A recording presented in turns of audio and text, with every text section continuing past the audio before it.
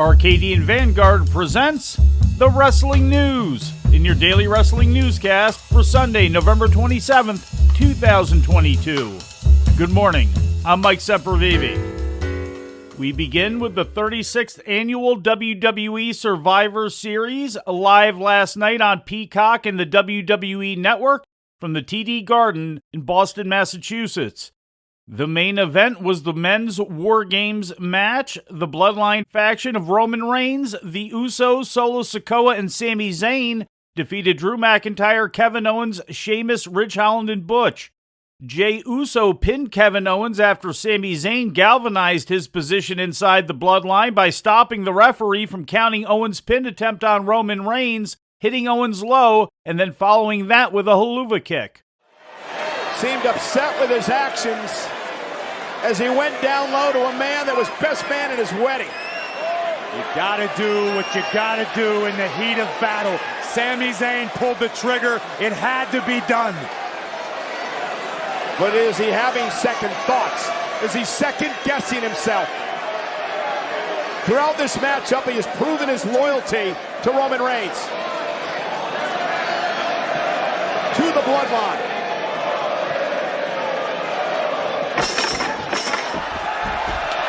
Not done yet. A haluva kick to Kevin Owens. After the haluva kick, Jey Uso then finished Owens with a frog splash and got the pin. Jey opened the match for his team, starting against Butch with the babyface team holding the man advantage. Once all 10 men were introduced, the match went 10 minutes and 33 seconds. The premium live event opened with the Women's War Games match, which saw WWE Raw Women's Champion Bianca Belair, Becky Lynch, Asuka, Alexa Bliss, and Mia Yim defeat Bayley, Io Shirai, Dakota Kai, Nikki Cross, and Rhea Ripley. Becky Lynch pinned Dakota Kai after Lynch delivered a leg drop off the top of the cage through a table onto Kai and Shirai. The match went 11 minutes 33 seconds once all of the competitors were in the ring. Starting the match for their teams were Belair and Dakota Kai of Damage Control, with the heel team holding the woman advantage. The ring was filled with a table, ladders, trash can lids, and kendo sticks before the final two competitors for their teams, Rhea Ripley and Becky Lynch, respectively, were introduced.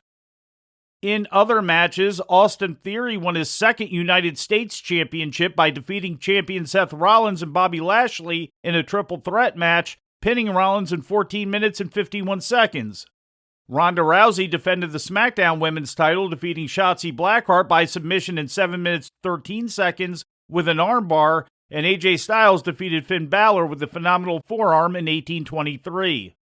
Last night's show was the fourth Survivor Series to be held in Boston and the first since 2013. WWE held a press conference after the show that aired on their social media channels.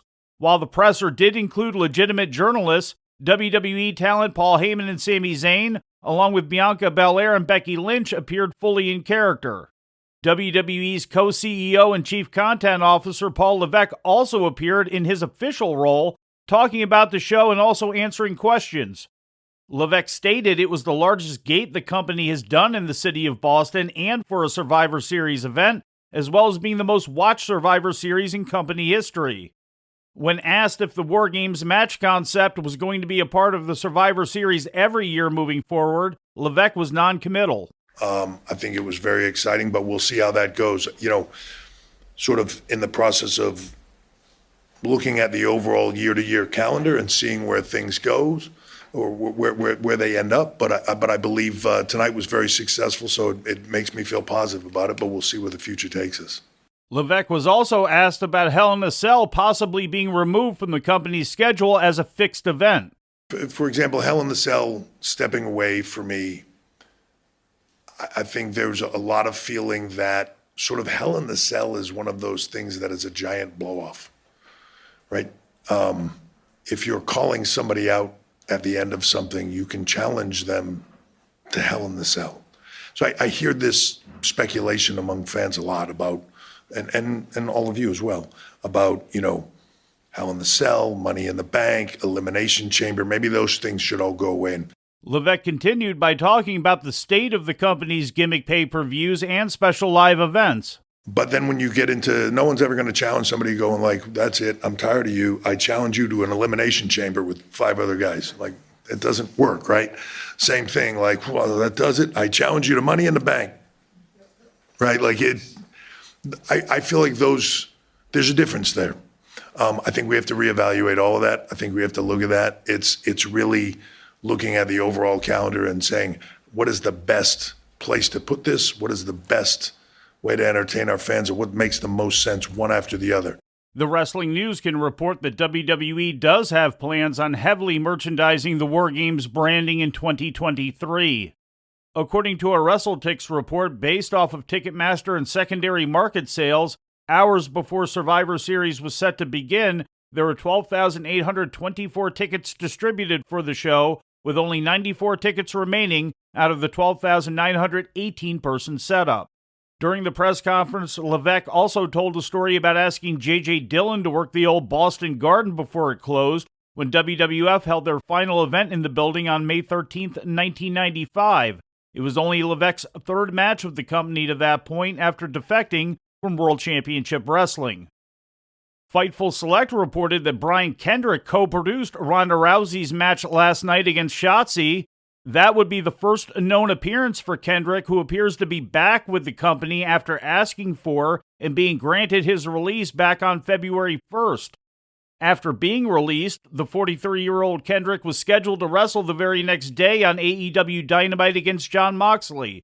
But Kendrick lost that opportunity when past comments on conspiracy theories resurfaced, and he was pulled from the show and replaced by Wheeler Yuta. Some of those comments, which took place on various shoot interviews, include Kendrick believing 26 people being murdered during the Sandy Hook school shooting was a faked event, Holocaust denial, and 9/11 conspiracy theories, amongst other inflammatory or offensive statements. In NXT news, after WWE Survivor Series War Games ended, the NXT Twitter account sent out 2 tweets announcing that Road Dogg Brian James and Molly Holly will be on hand this coming Tuesday night to help WWE Senior Vice President of Talent Development Creative Shawn Michaels announce the details of the new match concept, the Iron Series Challenge. The matches are set to debut at NXT's new Premium Live event Deadline on December 10th. Michaels, James, and Holly will be joined by 2 other yet unnamed WWE Hall of Fame members that night to reveal more details on the matches that will provide Braun Breaker and Mandy Rose their next NXT Championship challengers. Switching to indie news, a Southern California-based Pro Wrestling Guerrilla has announced the 4th name for their Battle of Los Angeles tournament, colloquially known as BOLA.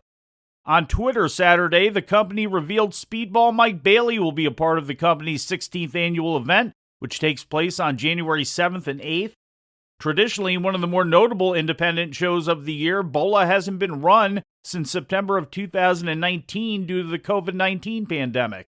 Michael Oku of England's Revolution Pro Wrestling, Shun Skywalker of Japan's Dragon Gate promotion, and top women's indie wrestler Masha Slamovich have already been announced as participating.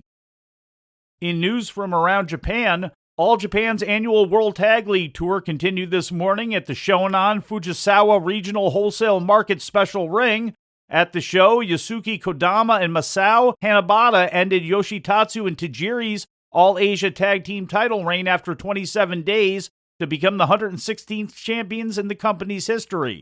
The company's World Tag League standings currently see Shuji Ishikawa and Cyrus tied with Koji Doi and Kuma Arashi for the lead, with both teams at 6 points. Stardom's 12th annual Goddess Tag League continued today at the Fujisan Messe in Mount Fuji. Current tournament standings see a 3-way tie atop the red block with the teams of Utami Hayashishita and Sayakami Itani, Julian Thekla and Tom Nakano and Natsupoi, all with 8 points. Meanwhile, in the blue block, Netsuko Tora and Ruwaka are currently tied with Maika and Himeka. Both teams have 8 points. In New Japan Pro Wrestling, the company is also running tag leagues for both their heavyweight and junior heavyweight divisions, which continue today at the Aichi Prefectural Gymnasium. Leaders in the heavyweight tag team league are Aussie Open, Mark Davis and Kyle Fletcher, who have 6 points, while Impact Wrestling's Bullet Club representatives Ace Austin and Chris Bay lead the light heavyweight league with 8 points. And to close, a Tokyo Joshi Pro ran Korakuen Hall today and featured 3 title matches. In the main event, Yuka Sakazaki retained her Princess Championship, defeating American Billie Starks, who was making her first Japanese tour. Sakazaki retained after hitting the magical merry-go-round finisher in the first defense of her 3rd title reign. Also on the show, Saki Akai and Yuki Arai made the 3rd defense of their Princess Tag Team titles by knocking off Yuki Aino and Pam Harajuku, and Miyu Yamashita made the 1st defense of her UK-based Pro Wrestling Eve Championship by defeating Millie McKenzie. And before we leave you today, we'd like to remind you that however you consume your content, you can find the wrestling news 24 hours a day and 7 days a week across social media. On Twitter, follow us at Wrestling News AV. Our Facebook page is also Wrestling News AV. The Wrestling News can also be found on the Arcadian Vanguard YouTube page. And for those who utilize Amazon Echo devices, just tell Alexa to play the Wrestling News podcast. And remember to make sure you add podcast at the end. Once again, for daily updates, breaking news, and more, follow the Wrestling News across social media. And that's the news for today. If anything happens, we will be here to tell you about it. No clickbait, no paywall, just the Wrestling News. The Wrestling News is a division of Arcadian Vanguard, and the Wrestling Newscast is a production of the Arcadian Vanguard Podcast Network.